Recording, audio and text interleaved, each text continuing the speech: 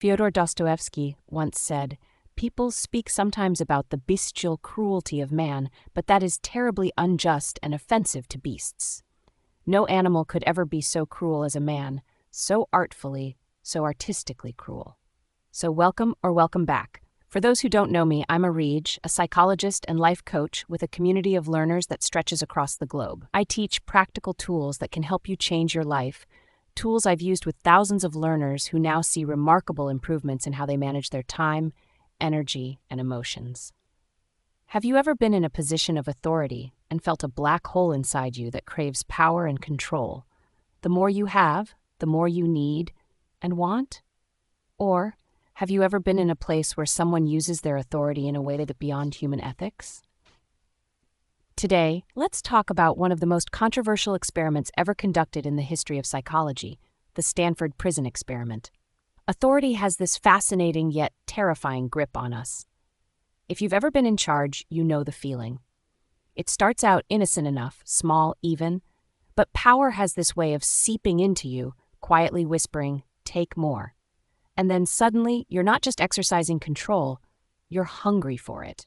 Philip Zimbardo's Stanford Prison Experiment took this unsettling truth and blew it wide open. In 1971, Zimbardo, a psychologist at Stanford University, created a simulation that was supposed to last 2 weeks. The goal? To study how people behave in prisons, both the prisoners and the guards.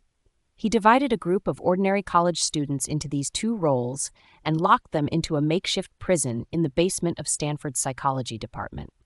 What started out as a simple study quickly spiraled into something far darker. The guards, students like you and me, transformed. They didn't just maintain order, they became ruthless, stripping away the dignity of the prisoners and making sure they felt powerless. And those prisoners?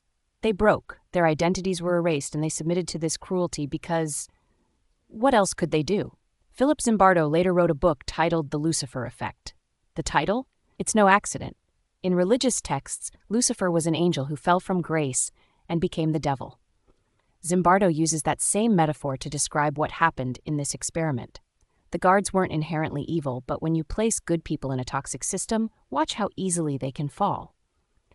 This wasn't a case of a few bad apples. The environment, the prison, was the problem. And here's the thing. We often think we're immune to this. I'd never do that, right? But the experiment showed how thin the line really is.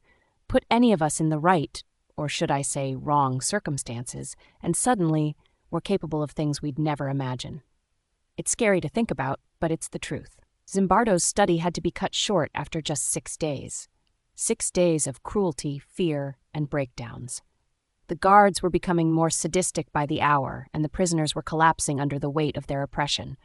Only when an outsider, Zimbardo's colleague, stepped in and asked, "What are you doing to these people?" did he realize how far things had gone. The experiment was supposed to shed light on prisons. But what it really revealed was something deeper.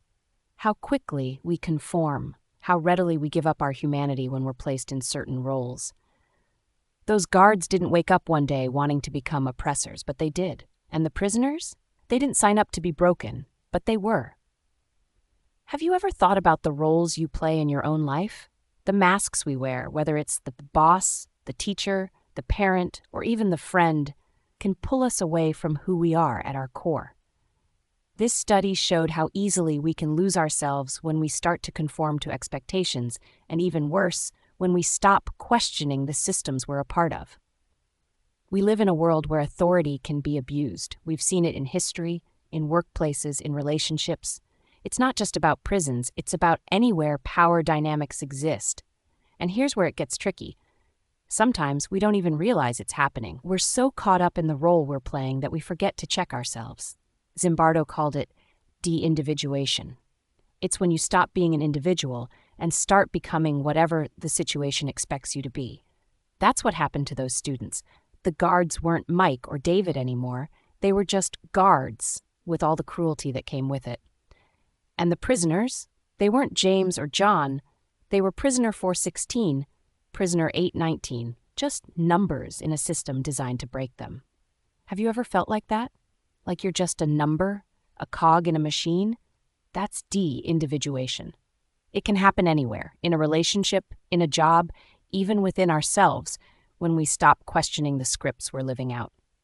The Stanford Prison Experiment isn't just a dark chapter in psychological history, it's a mirror we need to look into.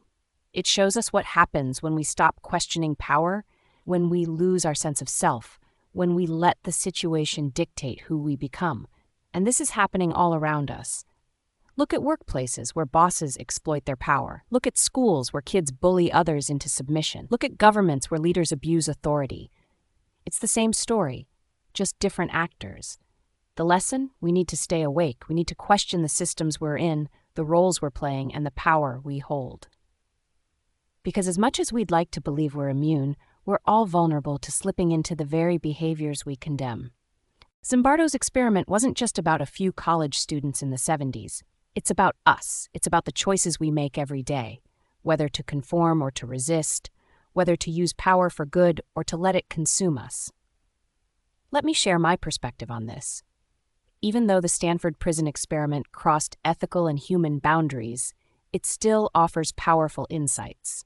As humans, we have an innate tendency to follow authority, no matter our psychological or biological inclinations.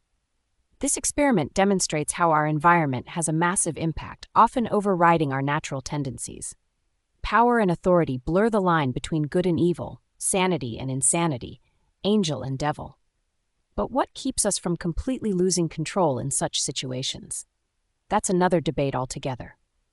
So next time you find yourself in a position of power, or even just playing a role that feels too big for you, remember this: power reveals, and it can just as easily corrupt.